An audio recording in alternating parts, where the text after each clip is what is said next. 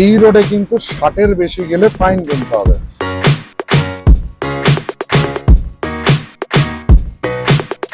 আজ 12ই জুন শুক্রবার, আমাদের লাদাখ ট্রিপের ডে 3। এই মুহূর্তে আমরা চণ্ডীগড়টাকে ক্রস করে এসে দাঁড়ালাম ব্রেকফাস্টের জন্য। সো হ্যালো জনগণ, কেমন আছেন আপনারা? আমি আপনাদের হোস্ট অর্পণ, আর ক্যামেরায় আপনাদের দোস্ত বরুণ। ট্রাভেলার্স ডায়েরির আরও একটা নতুন ভিডিওয়ে স্বাগত জানাই।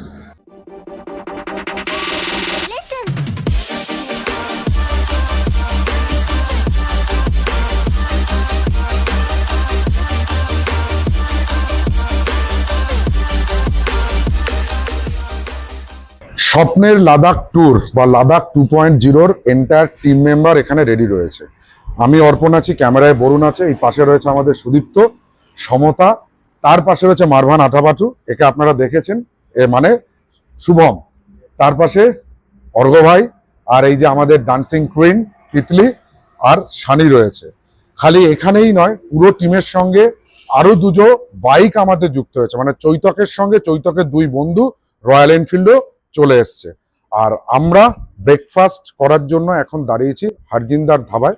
ব্রেকফাস্টের মেনুতে আমরা নিয়ে নিয়েছি হচ্ছে 2টো করে আলু পরোটা, 2টো করে মিক্স পরোটা, আর 2টো করে কুলচা, অমৃতসরী কুলচা।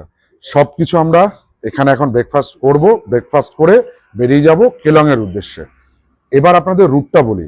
আমরা চণ্ডীগড় থেকে বেরিয়ে কুলু হয়ে, মানালি হয়ে, অটল টানেলটা পাস করে পৌঁছাবো হচ্ছে কেলংয়ে। সমস্ত গল্প কিন্তু আপনাদের সঙ্গে যেতে যেতে রাস্তায় করব, তার জন্য আপনারা তৈরি থাকুন। আপনারা আমাদের পাশে থাকবেন পুরো ভিডিওটা জুড়ে, এটাই কিন্তু আপনাদের কাছে আমাদের ঐকান্তিক কামনা।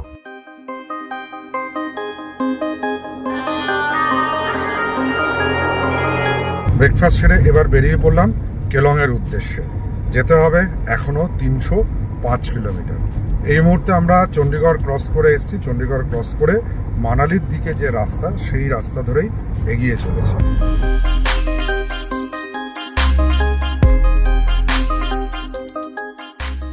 ওয়েদার, ল্যান্ডস্কেপ সমস্ত কিছু চেঞ্জ। পাহাড়ে ওঠা শুরু হয়ে গেছে, সামনে পাহাড়ের দেখা মিলে গেছে, মনটা গার্ডেন গার্ডেন হয়ে গেছে। সত্যি পাহাড় এক কথাতে অনেক কিছু, রাগ, অভিমান, ভালোবাসা, দুঃখ, ক্ষোভ সমস্ত কিছু ভুলিয়ে দেয়, বা একেবারে মায়ের মতন স্নেহের একটা স্পর্শ দেয় পাহাড়, অন্তত আমাকে, আমাদেরকে। একটা জিনিস আপনাদের সঙ্গে শেয়ার করি। একটু আগে আমরা হাই রোডের টোল দিলাম, তারপরে আস্তে আস্তে 100 মিটারের মধ্যে হিমাচল প্রদেশের একটা গ্রিন ট্যাক্স বলে 100 টাকা করে পার গাড়ি নিচ্ছে। 24 ঘন্টা ভ্যালিড। এটা আমি জানি না এটা অথেন্টিক কিনা। যদি কেউ জেনে থাকেন তাহলে প্লিজ একটু আমাকে কমেন্ট করে জানাবেন। এইবার কিন্তু সিমলা আর মানালি দুজনার দুটো পথ দুদিকে গেছে বেঁকে। এই জায়গাটার নাম হচ্ছে বিলাসপুর। বিলাসপুরে এই জাংশন থেকে বাঁ দিকে গেলে চলে যেতে হবে মানালি কেলং অটল টানেল, আর ডান দিকের যে রাস্তাটা চলে গেল সেই রাস্তাটা চলে যাচ্ছে অন্যতম জনপ্রিয় শৈল শহর সিমলার দিকে। আমরা এই মুহূর্তে মানালি নারচো হাইওয়ে ধরে নিলাম।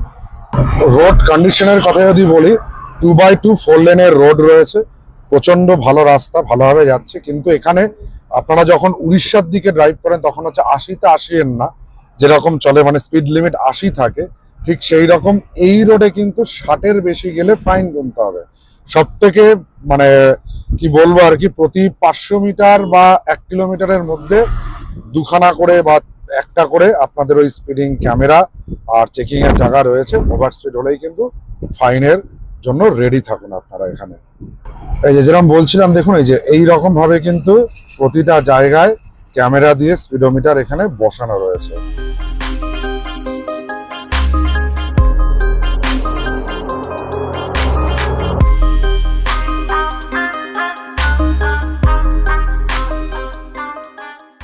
এখন বিকেল 5:30 বাজে, আর আমরা মানালি টাউনটা ক্রস করছি। প্রচন্ড জ্যাম ছিল কয়েক জায়গাতে, সেই জ্যাম হোটেলে আসতে হয়েছে। আর একটা জিনিস খুব অবাক লাগলো, সেটা হচ্ছে এখানে কিন্তু হিমাচলে এখন ওই গ্রিন ট্যাক্স কাটা শুরু করেছে। 2 জায়গায় কেটেছে, একেবারে হিমাচলে আসার মানে ঢোকার পরেই 100 টাকা, সেটা আপনাদের দেখিয়েছি। আর মানালিতে ঢোকার আগে 200 টাকা করে আবার গ্রিন ট্যাক্স কাটলো। মানে আমাদের আসতে এই গাড়িতে 300 টাকা গ্রিন ট্যাক্স দিতে হলো। এছাড়া তো টোল রয়েছে, টোল আপনাদের কাটবেই। হ্যাঁ, একটা জিনিস, এই রাস্তায় কিন্তু আপনার সর্বক্ষণের সঙ্গী হবে বিয়াস নদী। বাঁ দিক দিয়ে যেটা বয়ে চলেছে সেটাই কিন্তু হচ্ছে বিয়াস নদী। ডান দিকে যে সমস্ত গাড়ির লাইনগুলো আছে এটা কিন্তু সব রোতাং থেকে বা অটল টানেল থেকে ফিরছে, আর আমরা আস্তে আস্তে অটল টানেলের দিকে প্রসিড করছি। প্রচুর গাড়ি রয়েছে এখানে, প্রচুর ক্রাউডেড হয়ে রয়েছে এই মুহূর্তে কিন্তু মানালি। আর দূরে যেটা দেখতে পাচ্ছেন সেখানে কিন্তু স্নো ক্যাপ মাউন্টেন, তার সঙ্গে মেঘ আর রোদের একটা লুকোচুরি খেলা চলছে। বাঁহাতে মানালির বিখ্যাত সোলাং ভ্যালির রোপওয়ে কাউন্টার, সোলাং ভ্যালির মাঠ আর সোলাং ভ্যালির নাজারা। সোলাং ভ্যালিতে দাঁড়ালাম না, কারণ ঘড়ির কাঁটায় বাজে 6:40। আমাদের গন্তব্য কেলং। এখন এখান থেকে অটল টানেল 11 কিলোমিটার, আর আমাদের যেতে হবে টোটাল এখনো 55 কিলোমিটার। গাড়ির জ্যামেই শেষ হয়ে যাচ্ছি। এইখানে পর্যন্ত এসে এইবার জ্যামটা কমলো। সোলাং ভ্যালির জ্যাম গেছে, আর এইটুকু হচ্ছে অটল টানেল বা রোটাঙ্গে যারা গেছিল তাদের জ্যাম। এইবার জ্যামটা শেষ হলো।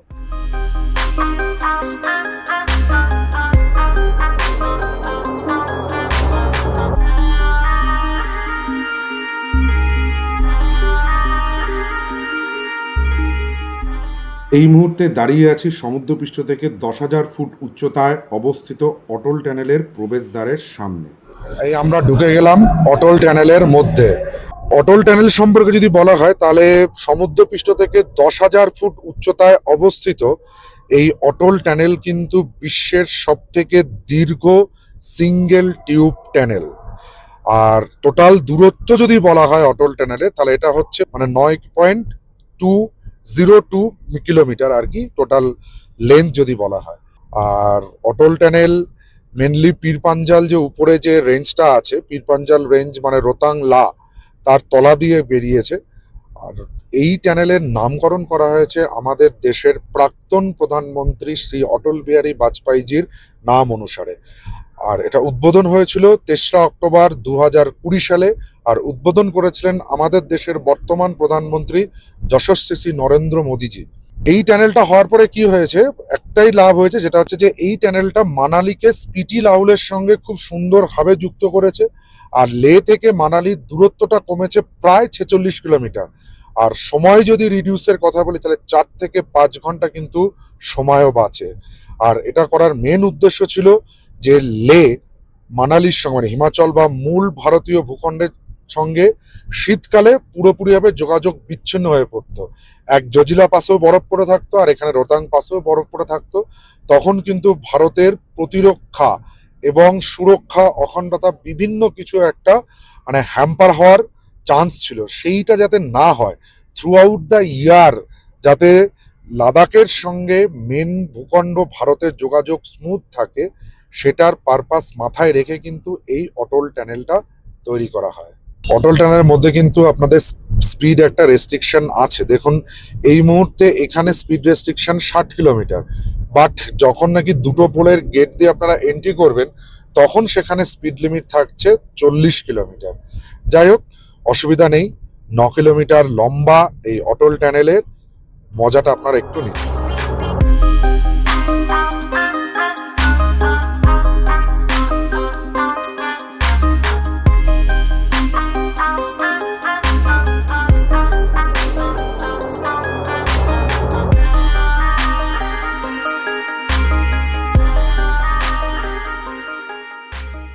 প্রচন্ড বৃষ্টি, মানালির 3 জায়গায় জ্যাম, সবকিছু পেরিয়ে রাত্রির 9টার সময় এসে পৌঁছেছিলাম কেলংয়ে। আর আমরা কেলংয়ে স্টে করেছি গতকাল রাত্রে এই কেলং হাইটস হোটেলে। এই হোটেলে একটা ডেডিকেটেড ভিডিও ছোট করে হলেও আপনাদের জন্য এই চ্যানেলে তুলে দেব। ব্যাস, এই পর্বে আমাদের এই ছিল চণ্ডীগড় থেকে কেলংয়ে আসার গল্প। যদি এই গল্পটা ভালো লাগে তাহলে আপনারা আমাদের ইউটিউব চ্যানেল ট্রাভেলার্স ডায়েরিকে সাবস্ক্রাইব করুন, পাশে থাকা বেল আইকনটিকে প্রেস করুন, সবার আগে নোটিফিকেশন পাওয়ার জন্য লাইক করুন, শেয়ার করুন, কমেন্ট করুন। টাটা।